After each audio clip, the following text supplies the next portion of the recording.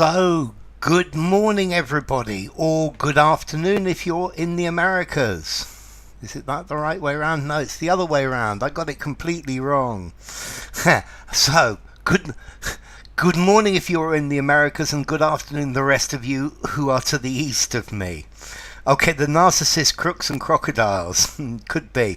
So, let's see. Hi there to Patricia, to Vitali, to Zhenya, to Manji, to Lucy, to SSV, to World Wonder if you're still there, to Renyard and Damian as well. Okay, so next class Thursday the 9th of March at 4 p.m. UK time, and and that will be sentence transformations. Good morning to you, Bloodsteel, and the same to you, Bogdan, as well.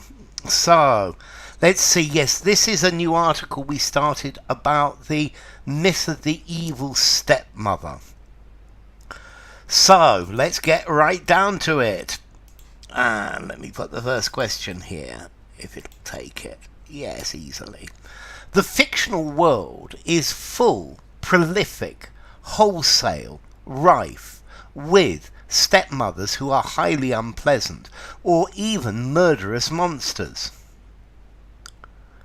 Okay, that's a good one to start with. The fictional world is full, prolific, wholesale, rife, with stepmothers who are highly unpleasant or even murderous monsters. It looks like this one's going to be easy for you. Okay, so let's see.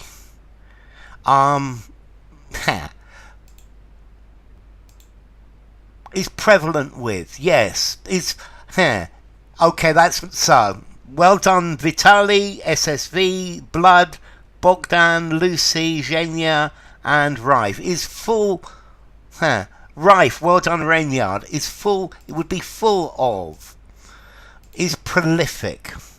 Normally prolific, it describes a person who produces things that are in great quantities. Okay, yeah, absolutely, Patricia. But this article is talking about the stereotype and where that stereotype came from. I agree with you totally, Patricia. Okay, so wholesale. The world swarms with, that looks very nice as well. Rife is full of, but normally you're rife with something that is unpleasant. Absolutely, Patricia. Yeah, so if it's calling them unpleasant or murderous, rife.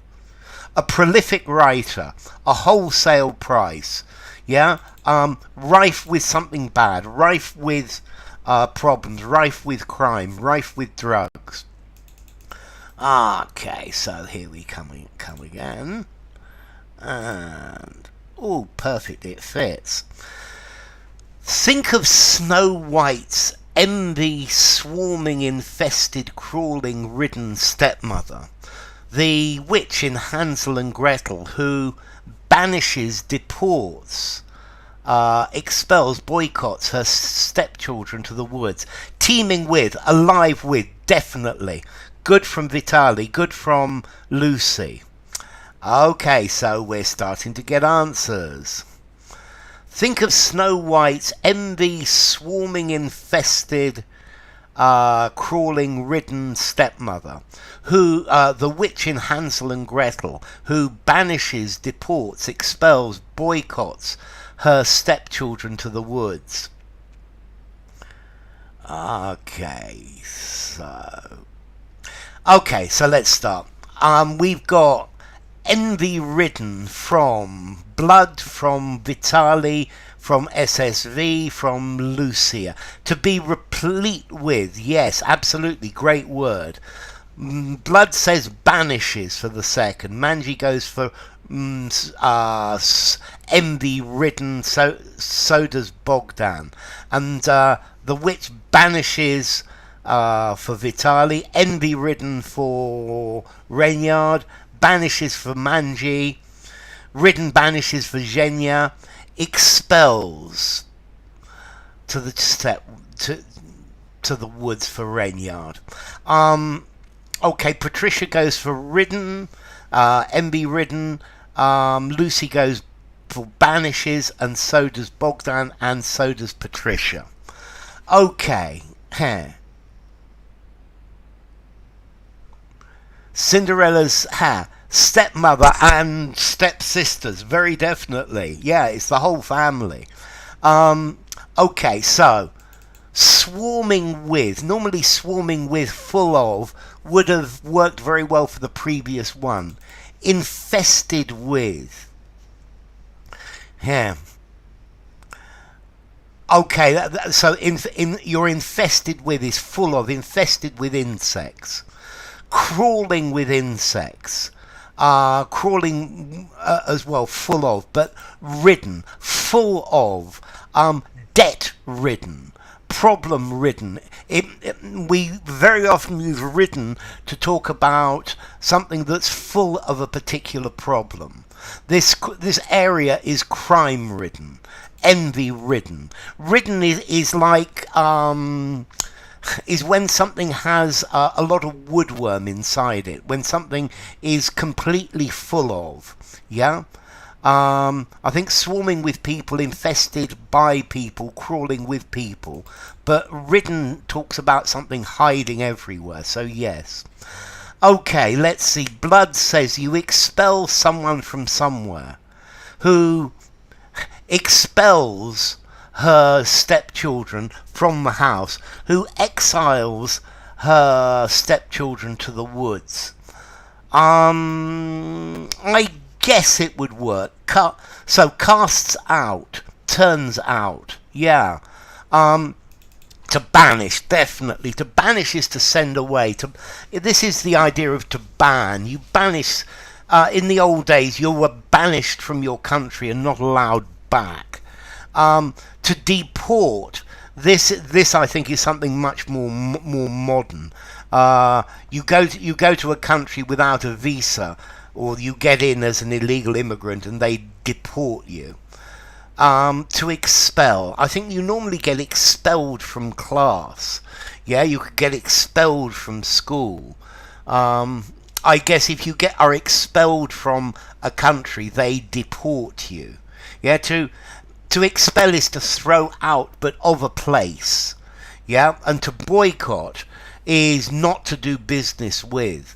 Yeah, is to blackball. Cockroach infested room. Yeah, it could be cockroach ridden as well. Cockroach infested room. Cockroach ridden. Deport is the same as repatriate. Let's see. Deport, you don't have any option about it. Yeah, you are deported because the police and the authorities say you've got to go. To repatriate is to send you home, and you could repatriate somebody voluntarily. Yeah. To repatriate just means to send somebody home.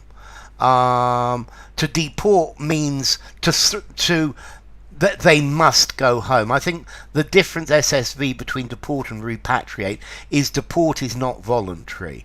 I think repatriate sounds voluntary. Robin Hood was banished. Yes, very definitely. To expel from a community. Yes, that sounds very good. He was expelled from his community. He was expelled from his church. I guess you could be expelled from your religion, although I would probably use the word excommunicate for that. Yeah? But particularly for me, to expel from school. Okay. Thank you. Thank you, Vitaly, I love it.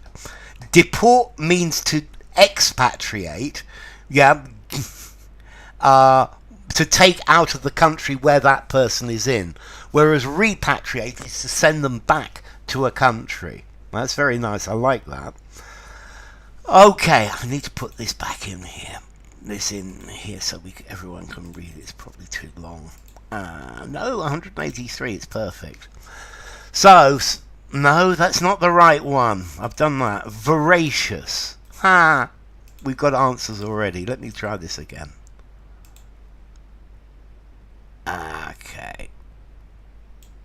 And this one doesn't fit.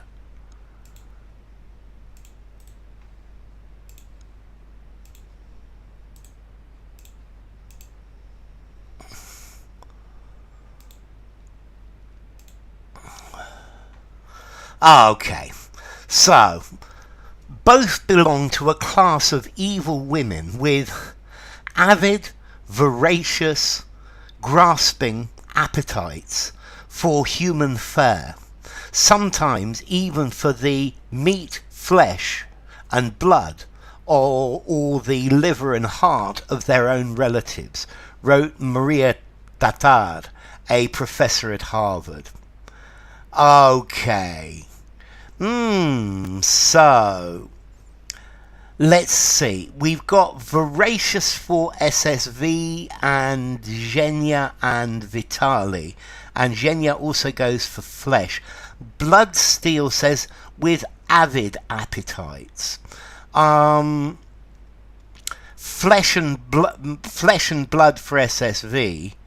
Barred from ever entering the kingdom again. Yes, banned, banished. That's the idea. Flesh for Vitali. She banished her husband and children to make a fresh start in life. And then she'd probably do the same thing again. Very probably, P. Bogdan goes voracious and flesh. Renyard goes for voracious and flesh. Manji goes for voracious and flesh. And so does Lucy. Okay, let's see. Blood. An avid appetite. Avid means keen. But voracious collocates much better with appetite. Voracious talks about devouring, eating, yeah? Whereas avid, an avid follower, yeah? Avid does mean keen, and an avid appetite would fit, but voracious is a much better collocation. Somebody that's grasping always wants more and more and more and more money. The girl was expelled because she was pregnant, and then she wouldn't be admitted to any other school.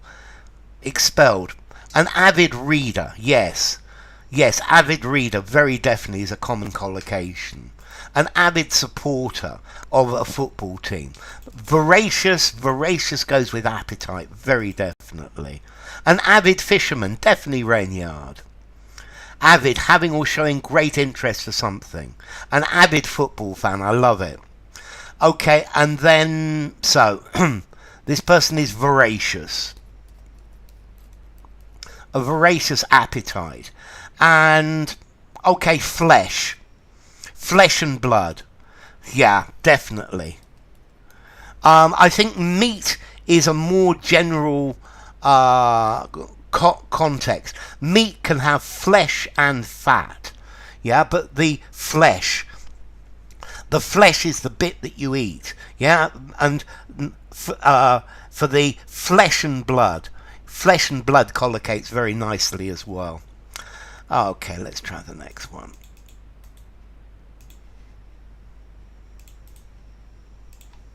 And here we go. At a bare minimum, these villainous characters are dyed, coloured, decorated, doodled, painted as cold and unloving. Human fare, I think, I was wondering about that phrase as well a bit, Renyard. I think here, human suffering. I mean, fare is normally something to eat, Renyard, yeah? But I think here they're probably using this fare more generally to talk about human problems. I think, let's see, fare normally in a context like this, Renyard, talks about food, yeah? The purveyors of delicious fare, food in this case. So, voracious and insatiable for Patricia. Okay, so Painted as for SSV, Zhenya, Blood, Steel, Lucy, Vitali, Manji, Bogdan, Renyard, Gonzalo, welcome, and Lionheart, welcome. Okay, definitely, they are painted. Yeah? They're... How are you faring? Yes. Fair, but fair has a lot of different words. A lot of different meanings. Okay, so yeah, they are painted as. Yeah, I think this is definitely the strongest collocation. Painted. Represented as. That's it. That's it, Blood Steel. Yeah, she was just 11 or 12 and didn't even know how babies were made. Okay, let's try the next one then. Ooh, next one's quite good as well. No, that's not the right one. Depicted, definitely. I was thinking about depicted for that question, actually. Cut, paste. Painted, portrayed, definitely again. And here we go. In the 1950 Disney adaptation of Cinderella, the catty, wrong, feral, vicious, scathing Lady Tremaine forces her stepdaughter into back-breaking labour and encourages her biological children to evade, shun, forbear, capitulate their stepsister. Yes, portrayed for the previous one, definitely Vitali. Described, definitely Patricia. Yeah, Renyard says portray may also fit, very definitely. I think portrayed in the previous one goes very nicely. So, and yeah, and Patricia's described, depicted, very good. Okay, so we seem to have vicious for SSV and Vitali, shun for SSV, vicious and shun for Zhenya and Blood, shun for Vitali, vicious and shun for Renyard, Lionheart, Manji, Lucy and Bogdan. It's amazing. In these exercises, and I don't think these exercises are easy, you make almost no mistakes. Yeah, but I think it's... I think I'm going to have to make these even harder somehow. Okay, so in the 1950 adaptation, shun, to eschew, yes. I think you particularly shun people. Yeah, I think you eschew things. Yeah, so for example, I try to eschew sugar. Let's see, I think both shun and eschew are probably the same. Let's see, I would shun, I would use more for people. Eschew, I would use more for things. But I think that's the only, probably the only difference. And we've got vicious and capitulate for Damian, and Patricia likes catty. Okay, so the catty, wrong, feral, vicious, scathing Lady Tremaine forces her stepdaughter into back-breaking labour. So Patricia's gone for catty and shun. So I will do forbear in a second. SSV. So what does vicious mean? What is vicious in English? Because I think for a lot of people this word vicious is a false friend. Yeah? While you're answering that. Yeah, eschew fattening foods. Yeah, you could shun them, but you shun a person. Okay. So if somebody is catty, and I think catty fits Patricia,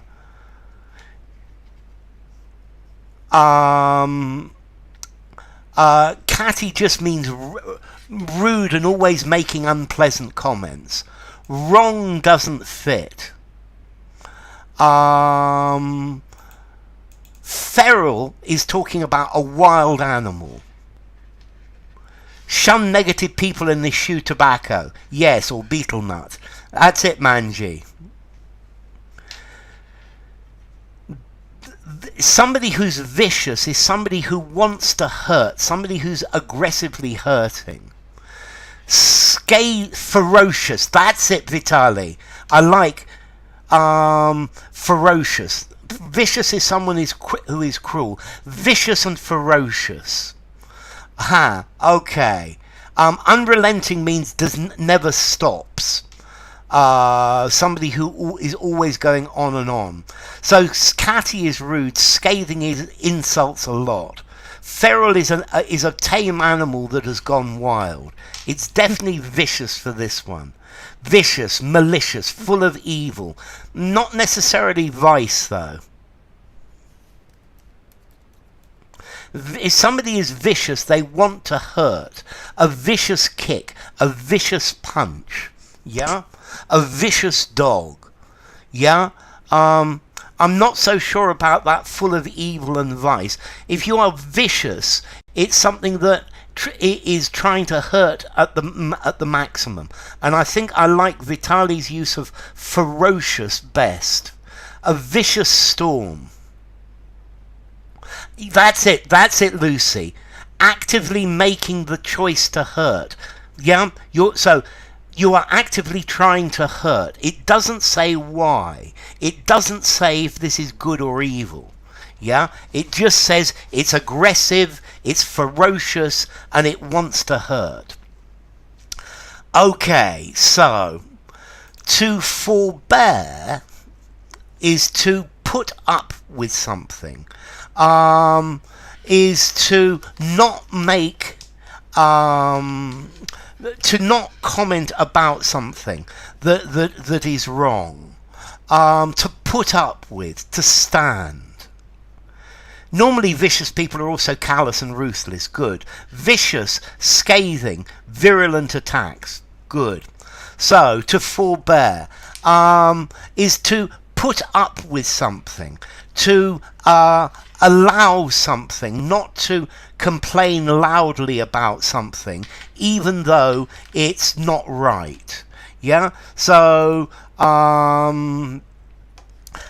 his English is not perfect, but I can forbear the mistakes that he makes. Yeah? To forbear, to put up with.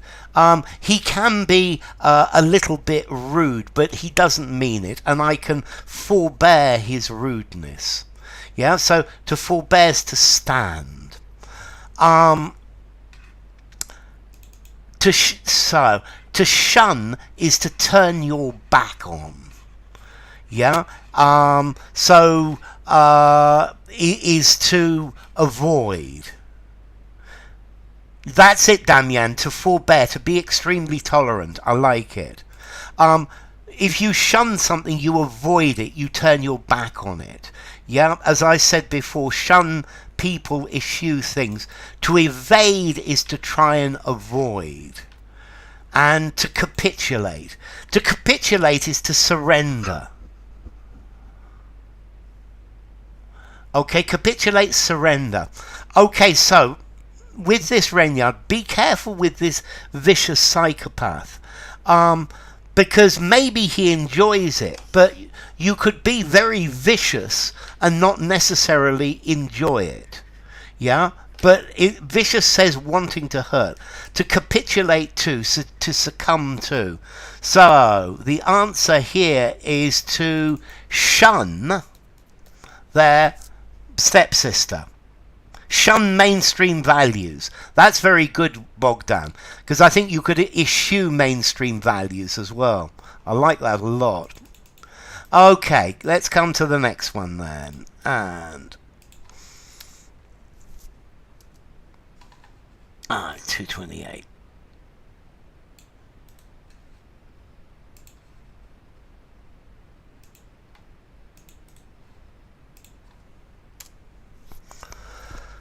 The 1961 film The Parent Trap features two twins, unknowingly separated when their parents divorced. They joined forces to downfall, collapse, invalidate, overthrow their father's horrible new fiancée, their to-be stepmother, and reunite their family.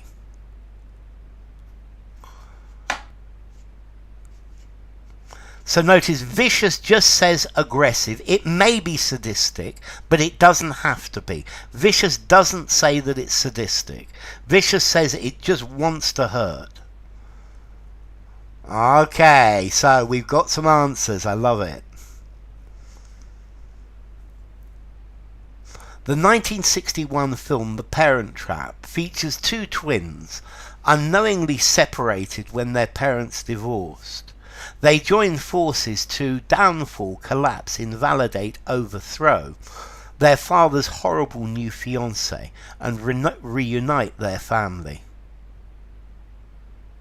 Yeah, he doesn't mean to be rude. He's impétueux, hot-headed. I love it. Okay, so we've got overthrow. I was going to say hot-headed. Overthrow from Manji, Zhenya, Bogdan, Lucy. No, I think you can use it. Overthrow governments. Yes, Gonzalo, overthrow. Okay, notice Bloodsteel. To downfall is not a verb. Downfall is a countable noun. The downfall of Boris Johnson. Yeah, a downfall. You can't use it as a verb. So that's why. Okay, you usually overthrow a regime or something. Yeah, and effectively the new fiancée and her husband. So overthrow for Damian, overthrow feudalism for Gonzalo.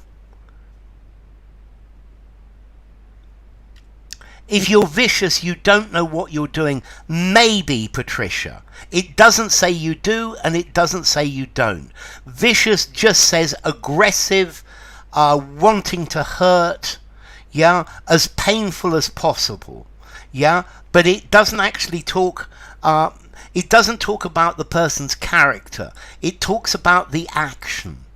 The action is vicious. The kick is vicious. The punch is vicious. But the person, well, a person I suppose could be vicious if they want to maximize. They try to maximize the pain, but it doesn't say why. Okay, so overthrow for Patricia as well. Let's see. Downfall. The downfall. It works. Yeah, okay, overthrow is used figuratively, yeah? To overthrow, to find him someone who's nice. To overthrow the status quo. Invalidate. Prove something to be faulty. Yeah. His kindness will be his downfall, his collapse. It won't be long before this government collapsed. To invalidate. To invalidate is at the very edge of things, but no, to invalidate their father's horrible news fiancé's claim. I think maybe, Patricia, to invalidate somebody's claim. To evict, yeah, evict would work. Okay, Bloodsteel, it would work if the royal family was in the medieval period. But notice, we've been talking about Cinderella, we've been talking about Hansel and Gretel, this is the cinema. So to overthrow the regime, very definitely. Yes, it is figuratively. But maybe this new fiancée, it depends on the character. She's probably a really bossy person. You think of Hawaii, overthrow Hawaii. Okay, so let's try one more then.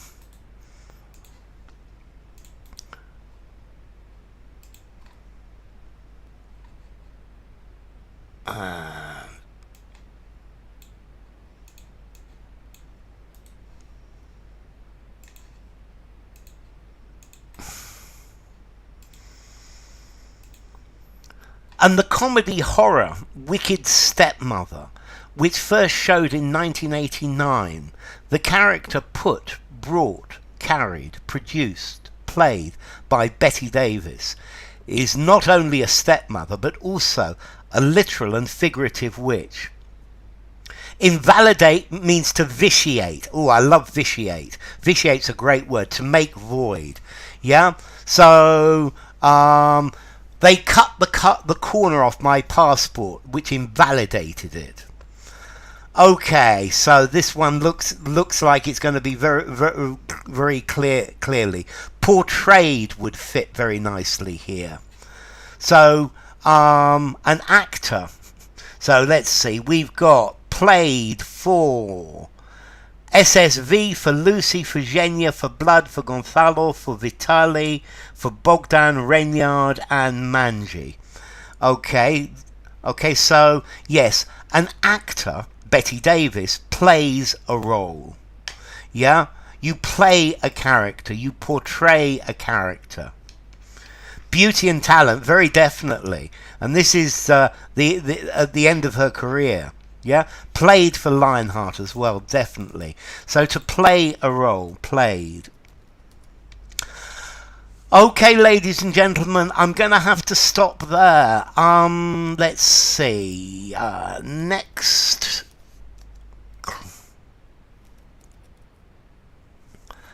Then it's sad because the cause of the action may be deep-rooted in some cases of psychotic behaviour. It could be. Next class is on Thursday, 9th of March at 4 p.m. UK time. Perfect. So, played, portrayed, acted, definitely Damian. Played by, definitely Patricia. Okay, so I hope to see you on Thursday. Great, thank you for coming, Vitali. Thank you, Patricia. Thank you, Bogdan. It's been a pleasure. Good to see you, Damian. Please come back again. Nice to have you, Lionheart, and Manji, and Renyard, and Bogdan, and Vitali, and Gonzalo, and Blood Steel, and Zhenya, and Lucy, and SSV, and Gonzalo, and who else do I need to thank? And thanks to anyone else who I have missed. It's been great having you all here. Thank you, Gonzalo. Thank you for coming. So, yeah. Take care, and I will see you all soon. It's been lovely having you, Ren.